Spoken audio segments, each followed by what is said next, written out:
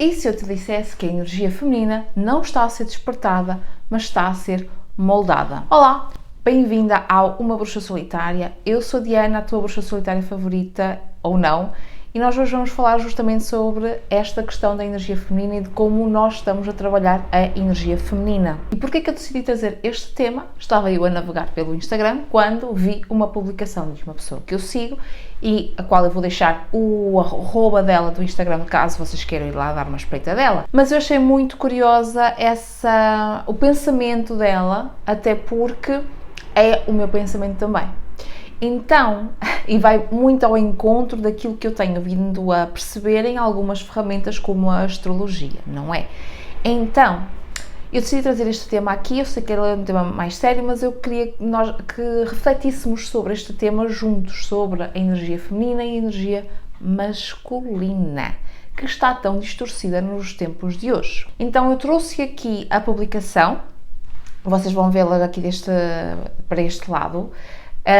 Sim, acho que é isso. Para este lado aqui, vocês vão ver a publicação, vamos acompanhar, eu vou ler o que está na publicação e vou falar um bocadinho sobre, vou desmembrar, ou vou conversar um bocadinho convosco sobre o que está escrito. Antes de nós avançarmos para esse momento, quero que vocês reflitam aqui numa coisa. Antes da nossa reflexão, não é? O tema do vídeo, quero que vocês reflitam que ninguém sabe ao certo o que seria isto da energia feminina e energia masculina, porque à partida existem várias teorias e várias linhas de pensamento, incluindo a teoria, não é, da Yin e do Yang, porém nós não sabemos ao certo o que seria isto. Nós podemos dizer que estas duas polaridades, que também é algo que nos trouxeram, não é? Nós vamos ver isso também, das polaridades, nós podemos perceber que elas são criadoras, ok? Portanto, é através destas duas polaridades, à partida, que existe a criação,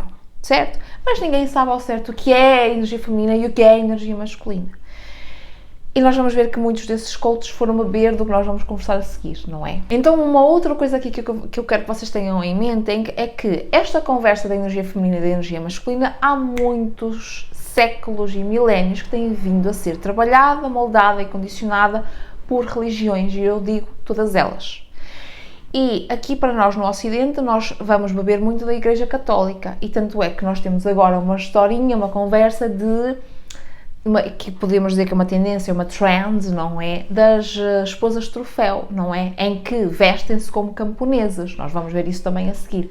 E se vocês têm jardim, se vocês têm campo, se vocês têm um quintal, seja o que for, vocês vão se lembrar que, eu pelo menos, eu vou para esse labreda. Eu não vou propriamente assim tão engraçadinha com um laçarote na cabeça, não é mesmo? Para trabalhar a minha energia feminina, não é?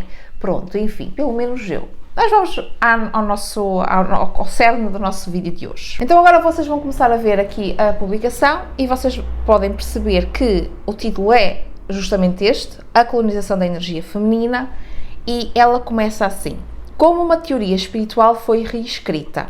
A ideia de que mulheres precisam de voltar para a sua energia feminina tornou-se extremamente comum na espiritualidade contemporânea. Ela aparece nos retiros, nos círculos de mulheres, nos cursos de relacionamento e até em práticas terapêuticas. A narrativa costuma ser parecida. A mulher moderna teria se afastado da sua essência feminina porque precisou trabalhar, competir, liderar e sobreviver numa sociedade estruturada pelo masculino. E de facto nós vivemos dentro do patriarcado, não é mesmo? Nós vivemos num sistema capitalista e eu não vou entrar nessa linha política, embora isto tudo é política, não é? Vocês vão percebendo que tudo aqui é política, mas eu não vou entrar por esse âmbito, por esse lado. Mas o facto é que nós vivemos num sistema capitalista e que nos vai obrigar e dizer que toda a gente tem que produzir. E houve uma altura dentro do feminismo onde foi necessário, para que as mulheres pudessem ter a sua independência financeira, tivessem e precisassem de se masculinizar, entre aspas. Então há um contexto pelo qual as mulheres têm que estar como estão agora, certo? E isso não significa que as mulheres tenham que ser donas de casa, o que eu estou aqui a dizer. O facto é que para todos nós, né, para todas as pessoas, principalmente para quem é pobre, para quem não é multimilionário, para quem não é herdeiro, para quem não é um nepo baby, não é mesmo? Todos nós vivemos aqui na correria de produzir, produzir, produzir, ok? E isso vai ao encontro de uma energia masculina muito desequilibrada, de uma polaridade muito desequilibrada, num extremo, e os extremos nunca são bons, não é? Onde nós vemos aquilo que nós estamos a ver hoje em dia, violência, agressividade e outras palavras que eu não posso dizer aqui, não é? Pronto, enfim. Mas avançando. A solução apresentada nesses espaços é quase sempre a mesma, aprender a suavizar, aprender a receber, aprender a confiar no masculino. Vocês acham mesmo que dá para confiar 100% no masculino? Num homem? E aqui vou especificar homens hetero e mulheres hetero, não é? Vocês acham mesmo que dá para confiar? Aliás, mulheres hetero não, porque todas as mulheres correm o mesmo risco, não é? Não dá. Porque não são todos os homens, mas é sempre um homem, percebam? E às vezes eu pergunto ao meu marido, não é?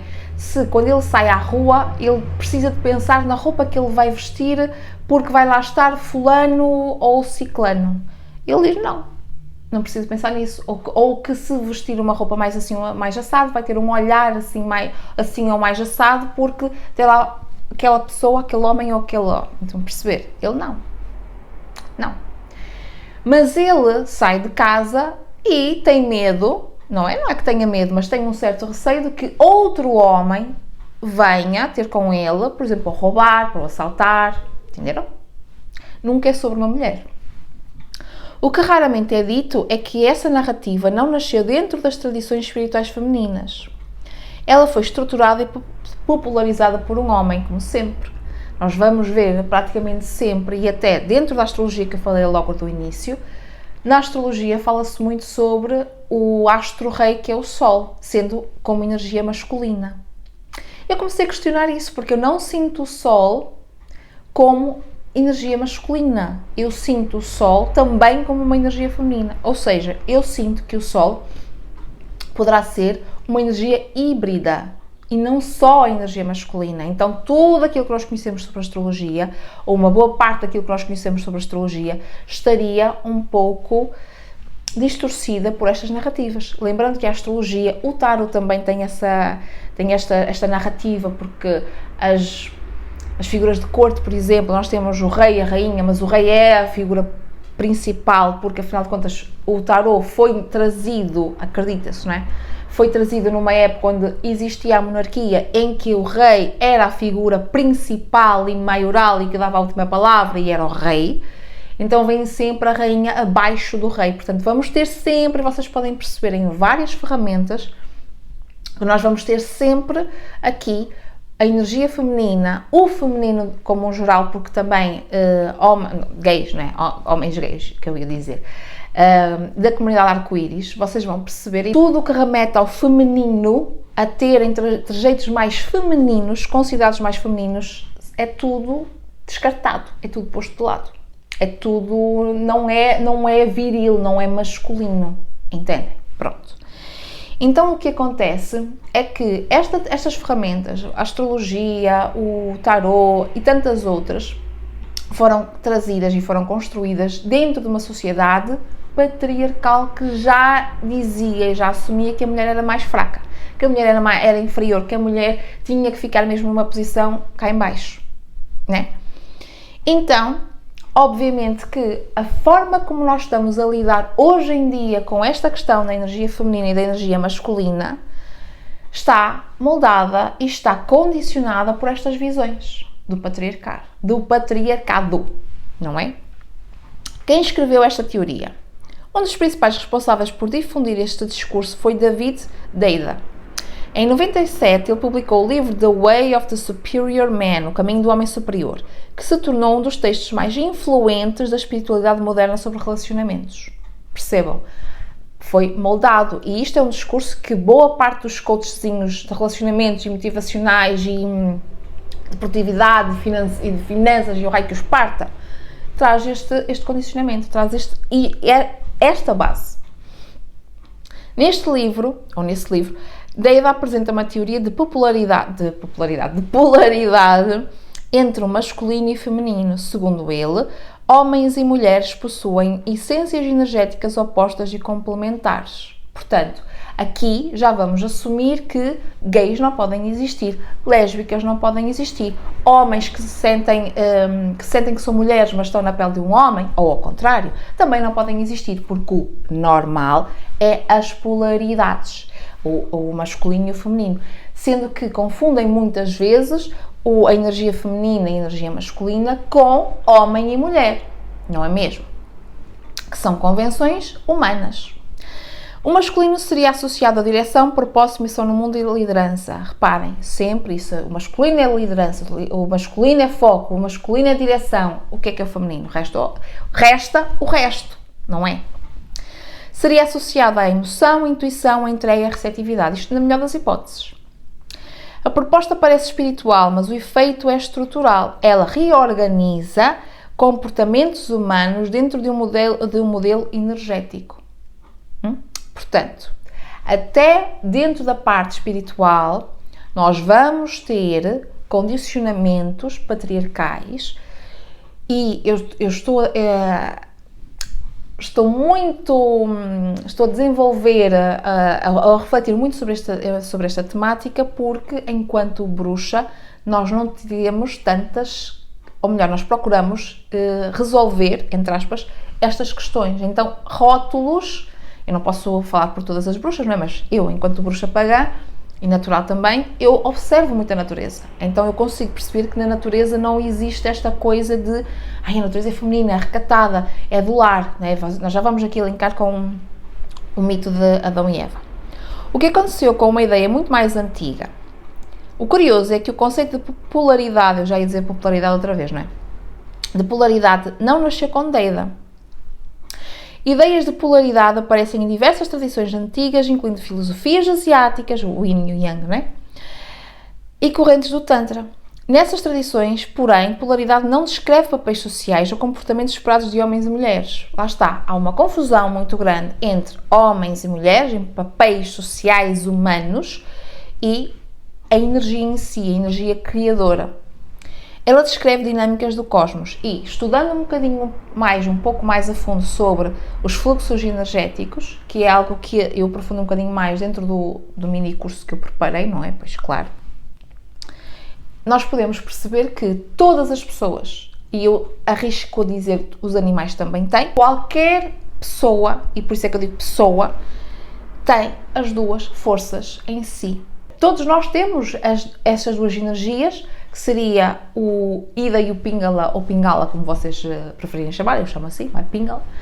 E essas duas energias que todos nós temos em nós, elas têm que trabalhar em conjunto para que tudo aconteça e culmine no nosso centro, que seria o nosso canal central, que seria o Sushumna, que é onde estão alojados os chakras, os 7 chakras principais que nós conhecemos. Para que haja a tal da iluminação que toda a gente prega por aqui, nós precisamos de entrar em comunhão com as duas forças.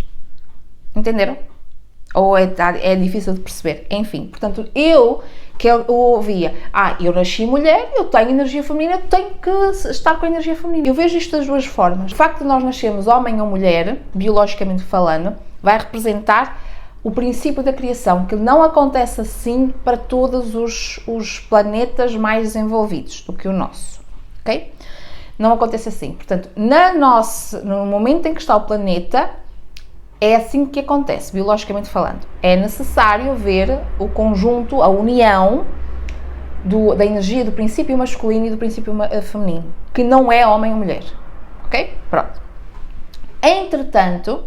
Entretanto, eu acredito que nós, como estamos na era de Aquário, ou como estamos no que se chama de transição planetária e tudo mais, nós estamos a começar a ver aquilo que existe na espiritualidade, que é espíritos que não são nem homem nem mulher. Aquilo que nós estamos a ver é aquilo que existe na espiritualidade. Para que o nosso corpo continue a estar, a viver, vai sempre ter uma dança entre o feminino e o masculino. Então ninguém é só energia feminina. E ninguém tem, e depois a energia feminina é muito, muito mal interpretada, como sendo Eva, o arquétipo da Eva, da mãe, da mulher que é recatada, submissa, que fica em casa a tomar conta dos filhinhos. Como se a mulher só fosse para isso. Só se fosse um recipiente, uma máquina de fazer filhos. Não é? E ainda mal visto. Princípios como atividade e repouso, expansão e contração, criação e dissolução são usados para explicar processos naturais. E reparem, a natureza, o feminino, a energia feminina, ela tem as duas potências. Tem a potência de criar, de ser criadora, de gestar, mas também de dissolver. Vocês olhando para a natureza, vocês vão ver o ciclo, que é igual para nós. Para nós, que eu digo, para a energia feminina. Eles não funcionam como regras sobre como uma mulher deve agir ou como um homem deve liderar. Portanto, nós estamos aqui a falar de algumas teorias asiáticas. Quando Deida traduz esse princípio cosmológico para comportamento humano, acontece algo importante. Uma metáfora espiritual é convertida numa norma social. Este processo tem um nome bem conhecido em estudos culturais: a apropriação e reinterpretação de conhecimento tradicional. Por isso é que nós temos que aprender a interpretar, a questionar, a refletir sobre aquilo que nos dizem. Como esta teoria entrou nos retiros femininos?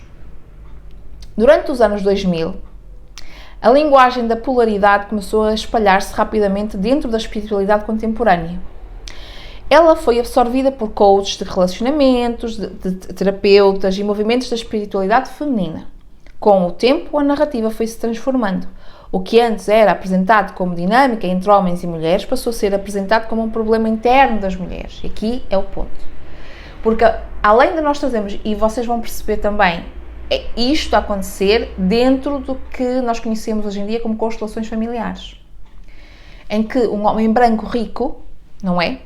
Europeu, daquilo que eu me lembro de quando andei a estudar, foi estudar algumas tribos e perceber como é que funcionam essas tribos. Mas reparem, daquilo que eu também li, e até foi recentemente sobre esse assunto, ele estudou sobre tribos patriarcais, o funcionamento de uma tribo em sistema patriarcal, entenderam? Portanto, eu tenho muitas ressalvas em relação à constelação familiar, muitas,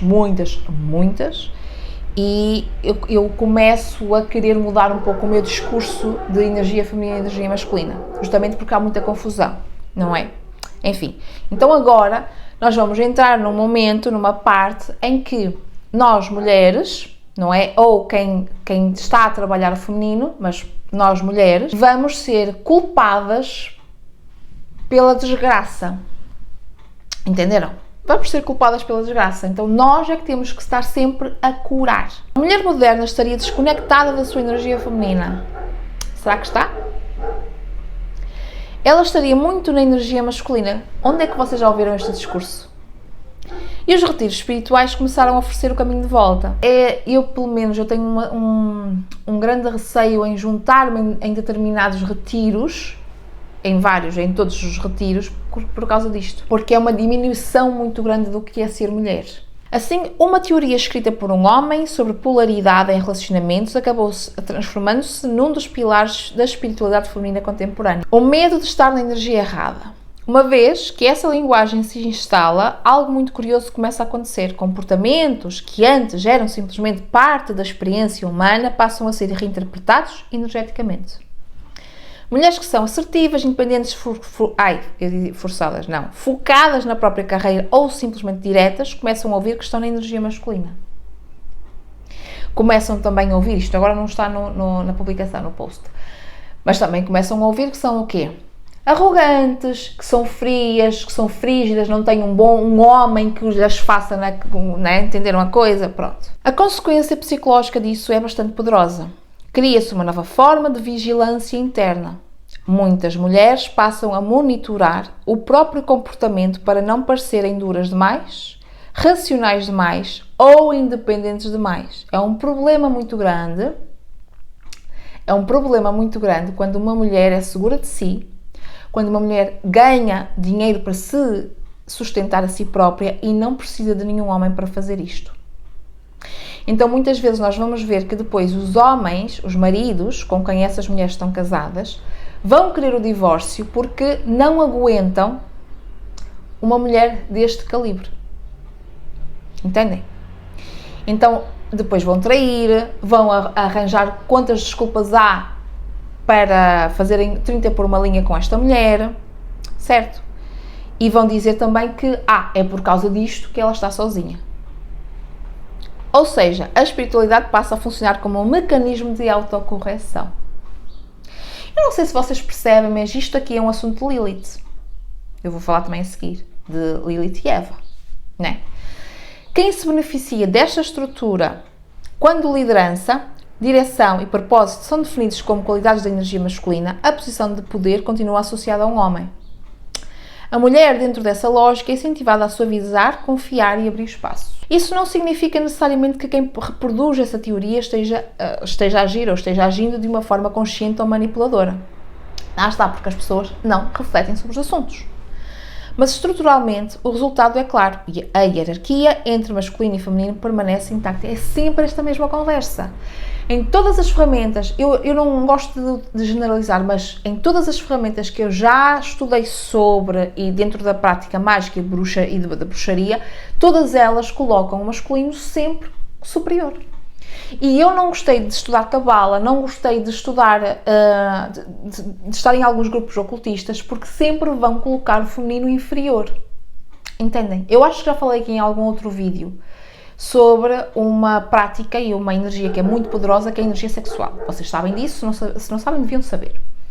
E a magia sexual é muito praticada em alguns grupos, principalmente ocultistas. Não é à toa que nós temos hollywoodianos, não é? Que praticam e continuam a praticar este tipo de práticas, não é? De magias, porque é extremamente poderosa. Para quem quer só poder e quem quer só, que eu sou um bruxo poderoso, não é? Pronto, enfim, desculpem lá o devaneio. Mas o que acontece é que eu sempre vi, até em supostamente textos ou supostamente em grupos que são mais livres da religião, extremamente condicionados, que a posição da mulher é sempre inferior. A posição do homem é sempre a dominadora. Entenderam? E por isso eu saí desses grupos. Embora tenha muita curiosidade em saber mais sobre, em estudar mais sobre o assunto, eu saí porque eu via, isto é mais chachado, é mais aling-aling, é mais do mesmo. É mais o blá blá blá de sempre, é sempre o masculino, o homem sempre superior, sempre numa posição de domínio em relação ao feminino, em relação à mulher. Entendem? Pronto. Não onde é que nós íamos, mas estruturalmente o resultado é claro e a hierarquia entre o masculino e o feminino permanece intacta. Ela apenas ganha uma nova linguagem. Por que tantas mulheres acreditam nisto? A força deste discurso não vem apenas da teoria, ela vem da forma como ele dialoga com as experiências reais de muitas mulheres. Muitas mulheres cresceram em sociedades que exigiram delas força, independência e resiliência constantes. Eu quero abrir aqui um parênteses. Quando as mulheres estão exaustas, estão cansadas, mas não é porque estão fora da energia feminina.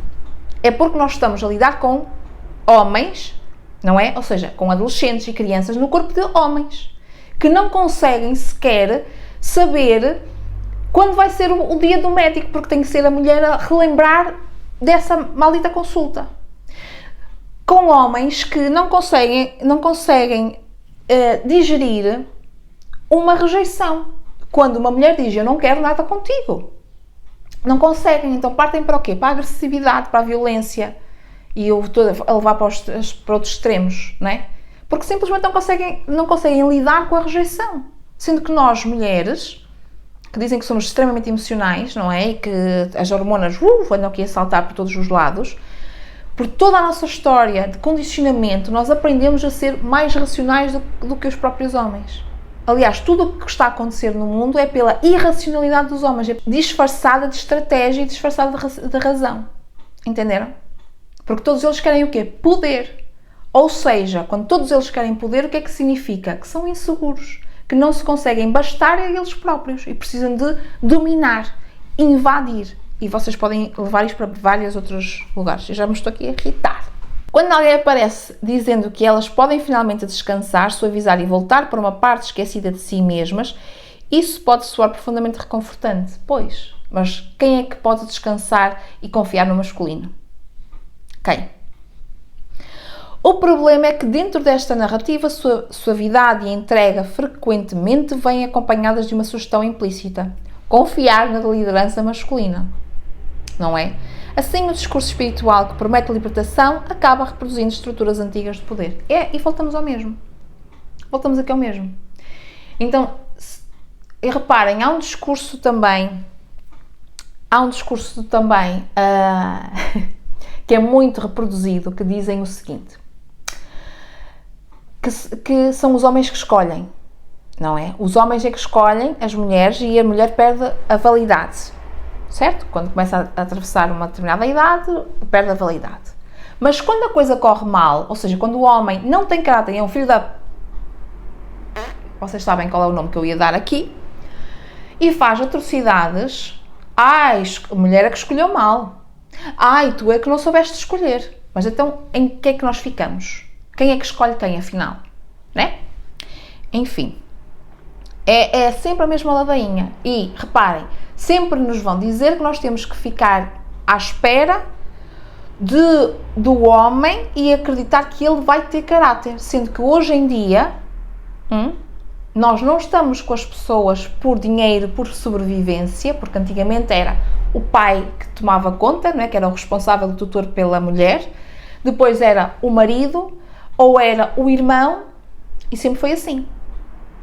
Hoje em dia, nós conseguimos perceber que não é assim, se bem que nós estamos a retorcer bastante, mas pronto. E o que acontece é que nós estamos a querer relacionar-nos com homens, não pelo que eles nos podem, isto é o sinal do dinheiro, não é? Não pelo que eles nos podem oferecer em termos de dinheiro, de casa, de segurança financeira, mas nós estamos a querer relacionar, nós mulheres, não é? Nós estamos a querer relacionar com homens pelo caráter. E nós estamos a começar a perceber que os homens não têm caráter. Simplesmente não têm caráter. Porque eles exercem poder através do dinheiro. E por isso é que este sistema patriarcal e capitalista não é benéfico nem para mulheres nem para homens. Não é benéfico para ninguém. Não é? Enfim, continuando. Colonização espiritual. Quando um conceito ancestral é retirado do seu contexto cultural, reinterpretado por uma autoridade externa e devolvido ao mundo como uma nova verdade espiritual, muitos estudiosos chamam este processo de colonização simbólica. Não é uma colonização territorial, é uma colonização de significado. Uma ideia antiga é reinterpretada, simplificada, reorganizada, de forma que passa a servir a um novo sistema cultural e que vai alimentar o sistema que nós já tínhamos aqui, não é? No caso da polaridade masculina e feminina, uma metáfora cosmológica sobre equilíbrio da natureza acabou transformando-se num conjunto de expectativas sobre como mulheres deveriam viver. Nós temos sempre alguém que nos vai dizer como é que nós temos que nos comportar, o tipo de corpo que nós temos que ter, como é que nós vamos ter que nos vestir para sermos atraídas ou escolhidas pelo homem certo, não é? Para o casamento, como é que nós vamos ter o cabelo, como é que nós vamos ter que ter a maquilhagem, como é que nós vamos ter tudo. Como é que nós temos que falar, como é que nós temos que comer, tudo. Isso é condicionado para o homem escolher, para o homem. E a pergunta que não quero calar. Quando a espiritualidade começa a ensinar mulheres a suavizar, confiar e abrir espaço, isto é um retorno à essência feminina ou apenas uma nova forma de disciplina espiritual sobre o comportamento das mulheres? Em várias culturas ancestrais, eu não falo da Índia agora, ou da religião hindu agora, mas lá atrás, na Índia antiga, nós tínhamos várias deusas, e vou nomear aqui duas, Kali e Durga, portanto vocês podem ver principalmente Kali, que vocês podem ver que isto também é a energia feminina. A imagem dela, com a língua de fora, Lilith é uma outra personagem que aparece e que é muito demonizada, principalmente nos textos judaico-cristãos e também depois com o catolicismo, que nós normalmente chamamos de cristianismo, mas de cristianismo não tem nada. E com o mito de Eva e de Adão, nós vamos perceber que, para mim, Eva e Lilith são o mesmo princípio ativo, ou melhor, o mesmo princípio feminino ativo, só que foi separado, para ficar para nós aquilo que era mais interessante para moldar e para submeter aquele grupo de mulheres da época e até agora. Entendem? Então Lilith, ela, nos textos, eu não vejo Lilith religiosa, portanto eu não trabalho com Lilith da forma que muitos ocultistas trabalham, de uma forma religiosa, portanto vão sempre atrelar ao mito de Adão e Eva. Eu trabalho com uma Lilith pré-cristã, ok? Então, o que acontece, embora tenha ali o sigilo, porque é para eu associar a Lilith, mas provavelmente vou trocar por um outro, enfim, não sei, mas é isso. E o que acontece aqui é que Lilith é muito demonizada. Ela é vista como um demónio, ela é vista como dona, não é? Que ela fornica, não é? Com todos os demónios que existem à face da Terra, ela come, ela é comedora de bebés, ela é esta e é aquela. Sendo que tem tanta coisa simbólica sem ser isso, porque ela não é nada disso. Pelo menos na Lilith que eu conheço. Mas ela ficou tão demonizada que até os ocultistas e até todos aqueles que trabalham com Lilith vão por este viés religioso, porque não deixa de ser um viés religioso, seja judaico-cristã, seja do catolicismo, certo? Seja do cristianismo. Mas é sempre um viés religioso.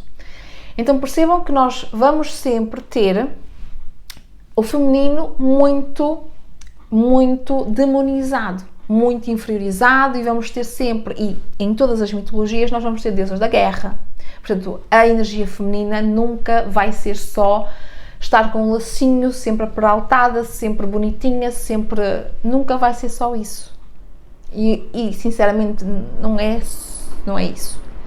Entendem? Então quando me dizem assim, agora tem um estilo ou trend de ser uma camponesa, a esposa troféu camponesa, em que tem a horta, não é? Tem a horta e que elas vão todas bonitas com os vestidos e tal e coisa, com um cestinho, não sei se vocês já viram estes vídeos, um cestinho, e vão à horta colher, porque estão na energia feminina, não é? Eu vou para o campo de galochas e uma labrega, com roupa velha, meia rota, toda cheia de nódoas, não é? E é assim que eu vou para o campo. Eu não vou com laçarote. Muitas vezes vou com a cara de dar dó, não é mesmo? Fico toda com as unhas todas porquinhas de terra, porque quando a gente mexe na terra, as unhas e as mãos ficam cagadinhas de terra, não é mesmo? Se sentes que algo em ti não encaixa nesta perfeição, nesta energia feminina perfeitinha, então a minha newsletter é para ti. É onde eu falo sem filtros, eu posso dizer as palavras todas que eu quero dizer, e o link vai estar aqui na descrição do vídeo. Eu hoje vou-me ficando por aqui, não te esqueças de deixar o like no vídeo e não te esqueças também de subscrever aqui o canal. Vejo-te no próximo vídeo, na próxima reflexão. Beijinhos!